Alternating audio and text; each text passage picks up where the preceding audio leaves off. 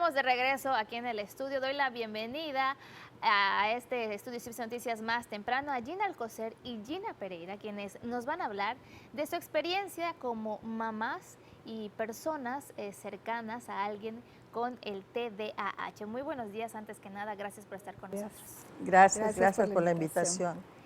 Maestra Gina, madre de familia, ustedes tienen a personas cercanas que padecen este trastorno de déficit de atención e hiperactividad. Para las personas que nos están escuchando, probablemente tengan igual a alguien cercano y me gustaría empezar con sus testimonios. Madre de familia que tiene a un hijo que presenta este trastorno, el primer impacto, ¿cómo ha sido este proceso? Si nos pudiera platicar. Claro.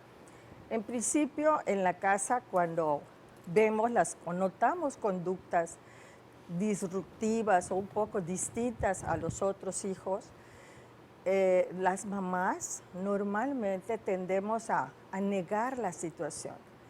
Queremos pensar que no pasa nada, que es una conducta porque de su edad, ¿no? Berrinche propio de la edad. Y realmente sí está pasando algo. El chico tiene un trastorno y más adelante detona ese trastorno, pues muchas veces, como en mi caso, en la escuela. Empiezan a llegar reportes de la escuela, el chico tiene bajo rendimiento escolar o mala conducta. El clásico niño disruptivo que molesta a los compañeros y demás. Entonces, cuando ya nos enteramos cómo lo viví, pues lo viví como un shock. ¿Por qué? Porque nos da miedo, porque oír su hijo tiene TDAH, para comenzar a entender qué significa TDA. Entonces, no sé si sabes qué significa. El TDAH es un trastorno neurobiológico que provoca inatención. El chico está inatento, está como en su mundo, puede estar en la escuela, pero en ese momento él está pensando en un juego y no presta atención. Y evidentemente eso le impacta en su rendimiento. Hiperactivo, porque no puede estar sentado, porque quiere salirse del salón, porque quiere ir al baño varias veces, en fin. Y impulsivo, son niños impulsivos, que si los regañan no tienen filtro, reaccionan, son muy reactivos. Esas son las características del trastorno y cuando nos enteramos, primero entenderlo y pero muy difícil aceptarlo. Es verdaderamente un shock. Y si para las mamás es un shock, como yo, que no lo queremos aceptar, queremos, como te dije, pensar que no pasa nada, para los papás es mucho mayor. Hay una negatividad mucho mayor, pero así en mucho mayor porcentaje en el padre, en el hombre, que en la madre, porque la mamá, de alguna manera, aunque trabajemos, tenemos un mayor contacto y convivencia cotidiana con el niño. El papá está ausente más tiempo de la casa. Entonces, cuando comentamos el asunto, el papá no lo quiere aceptar. No solo no lo quiere aceptar, es cuando nos cuesta más trabajo pedir ayuda. Así lo viví. Ahora, y lo mencionaba, que en la escuela es cuando se empiezan a hacer los reportes. Entonces, el primer contacto con este trastorno está en la escuela y ahí entra un papel muy importante que juegan los maestros, quienes empiezan a notarlo y poder hacer este reporte a los padres de familia, que también puede causar un conflicto entre maestros y padres de familia. Sí, de hecho, generalmente hay una observación constante de todos tus alumnos, ¿no? Pero sobresale la característica de la hiperactividad o la inatención al momento de darle una instrucción, al momento sobresale y empiezas a notar parámetros ya un poco más específicos, ¿no? Para esto, generalmente la parte cognitiva, pues, se ve mucho en el área de lectoescritura y pensamiento matemático. Son, de hecho, las dos asignaturas donde se hace una observación como primer punto de parte del departamento de USAER como apoyo al docente que ya detectó algo, pero no se lo puede ir directamente a decir a la mamá si no hay... Es un proceso que lleva a la escuela. Escuelas públicas. En las escuelas particulares es a través del departamento de psicología, que también avisan a los papás y se canaliza, hay una canalización para entrevistar a los papás, decirle, está pasando esto, necesito que vayas al psicólogo, al neurólogo, dependiendo de lo que se haya observado, para tener un diagnóstico determinado, ¿no? Entonces, el shock, además de lo que es para las mamás de la parte médica, también viene la parte escolar.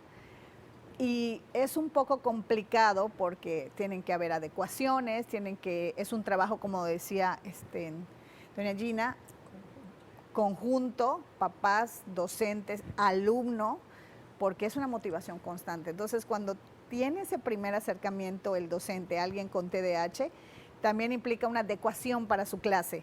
Y eso es para el papá, así como que, ¿por qué mi hijo? ¿Por qué? Bueno, ya me lo dijo el médico, me lo están diciendo acá en la escuela, ¿qué tengo que hacer? O sea, llega un momento en que empiezas a imaginar muchas cosas. Ese primer contacto con los padres de familia que debe ser muy, muy fuerte, pues porque, como bien comentaba doña Gina, existe la negación, no quieren creer que pudiera existir este trastorno. ¿Ustedes cómo lo llevan? ¿De qué manera hacen ese acercamiento? Y sobre todo porque estamos de vacaciones, muchos padres de familia nos están escuchando y probablemente vayan a vivir alguna situación similar o ya la están viviendo. Entonces, para poder saber ellos, ¿qué tienen que hacer? Pues mira, prácticamente tienen que los papás observar al niño dentro de la casa, ¿no? O sea, qué están haciendo, con qué se distrae, cómo actúa. Pero los docentes, generalmente esto se determina en primaria, porque el maestro de primaria tiene todas sus horas prácticamente con el niño y lo detecta con mayor facilidad. Sin embargo, hay un cambio en la preadolescencia o en la adolescencia, en finales de primaria, secundaria, donde se ya puede detonar más. donde detona esto. Si de por sí un adolescente detona, la impulsividad que te he mencionado, doña Gina, en la adolescencia es así Explota, impresionante. es como una explosión. Es como una explosión. Como padres de familia, el primer paso que tienen que dar para poder tratar este trastorno, ¿cuál es? Aceptarlo. Primer paso, aceptarlo. La escuela te está haciendo notar que lo que tú veías en casa está causando consecuencias. Aceptarlo. Y aquí quiero mencionar algo importante. No importa a qué escuela o colegio mandemos a nuestro hijo, sea una escuela particular o una escuela de gobierno. Lo que sí importa en un niño con TDA es que la escuela se involucre. Totalmente. Que haya un contacto entre padres y maestros para poder abordar el tema tan especial. Entonces, ¿qué se recomienda? Uno, aceptarlo. Y segundo paso inmediato, pedir ayuda. Buscar ayuda integral, es decir, médica, a través de un neurólogo o un psiquiatra. El psiquiatra es el psiquiatra, el especialista en psiquiatría infantil. Yo recuerdo que cuando me dijeron psiquiatra, me asusté, o sea, Sí, psiquiatra. Pensé, Dios mío, lo que tiene mi hijo, entonces significa que está loco. Entonces, lo comento porque muchos papás seguramente que nos ven pudieran tener ese problema y pensar que el oír psiquiatra nos asuste. Y no nos debe de asustar. Hoy lo puedo decir, pero en su momento, por supuesto, que me asustó saber que debía acudir a un neurólogo infantil o a un psiquiatra. Estos hacen estudios aunados a los estudios psicológicos con pruebas, test, es decir, el diagnóstico es un diagnóstico muy amplio y muy completo, donde interviene la escuela, el médico y el psicólogo. Cuando ya el problema está diagnosticado, ya dijimos que primer paso, aceptarlo. Segundo paso, pedir ayuda. Y después de saber cuál es el diagnóstico, tomar acciones. Tratarlo. Y acciones integrales. En el caso de mi hijo, es un joven que fue diagnosticado a los 12 años, me tardé un poquito. Hubiera sido muy deseable que desde los 10 años, 9, 10 años, hubiera pedido la ayuda, pero cuando ya explotó el problema, justo terminando el 6º año de primaria, fue diagnosticado. Entonces es un joven que asistió a terapia constantemente, hay una renuencia, no quieren ir. Recuerdo la primera cita fue así un pleito casi cuerpo a cuerpo, bajarlo a la fuerza al consultorio, etcétera. ¿Y en la actualidad? Hoy en día, él después, como al año, él solo iba a su terapia. El chico empieza a notar cómo se va calmando cuando un profesional que platica con él lo entiende. Y los maestros nos van pasando reportes de cómo notan la evolución del niño en el colegio. Mejoran las notas. Un impacto muy, pero muy importante que no quiero dejar pasar es el tratamiento farmacológico. Cuando nos dice el médico, señora, su hijo tiene que tomar un medicamento, en verdad, Lili, créeme que lo sentimos como una condena. Y realmente no es una condena, al contrario, es una oportunidad. Pero nuestro miedo como papás a medicar al niño es tremendo.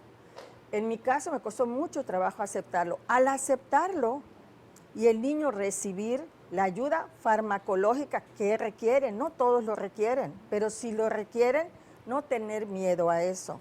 La ayuda psicológica con las terapias cotidianas es terapia cognitivo-conductual, más el apoyo escolar y sobre todo, por sobre todas las cosas, el apoyo familiar, que los papás estemos de acuerdo en brindarles atención al niño.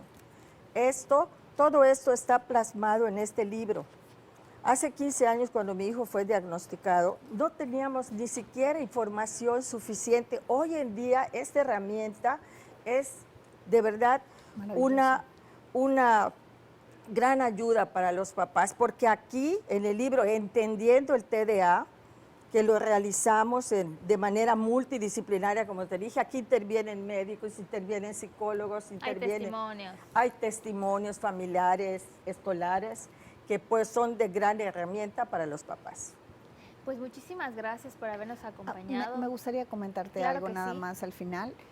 Durante todo este proceso, algo que debemos de ser, invitar a los papás, ¿no? Y aprovecho este espacio, no solo en la negación, sino a ser parte del proceso. Creo que una de las luchas que tienen, voy a usar esa palabra, los docentes, es que implica mucha intencionalidad, no solo en el área escolar, en la motivación, en la forma en la que se dan los procesos de aprendizaje, sino también la intencionalidad desde casa, ¿no? En el cumplimiento de las tareas, en determinar un área para que hagan sus tareas. Esa parte que, voy a reforzar tantito que menciona doña Gina, donde el papá con el docente, con el alumno, trabajan, hace que los niños se proyecten y potencialicen sus actividades, ¿no? sus capacidades. Pero generalmente te topas con la parte en la que sí lo voy a llevar al psicólogo, si ya le toca, es que no pude ir. Es que entonces es invitar a los papás a que esos pequeños momentos en los que a lo mejor surge algo importante y vas a dejar pasar esa Una cita, consulta, esa cita, no. O sea, es determinante que sea de manera constante e incluso cuando ya solo es terapia, mi hijo de repente ya solo va a terapia y ya cada determinado tiempo para un seguimiento, pero sí es importante y respetar sus tiempos. O sea, no es desesperante ver cómo, y por qué no hiciste esto, y por qué no hiciste lo otro, ¿no? Como mamá y como docente también, o sea, en ambos lados. Pero si eres intencional en trabajar, tú como papá tienes que trabajar también contigo misma, porque esa negación y esa falta de aceptación muchas veces influye de manera negativa en el chico, ¿no? Ya sea primaria, pero en un adolescente todavía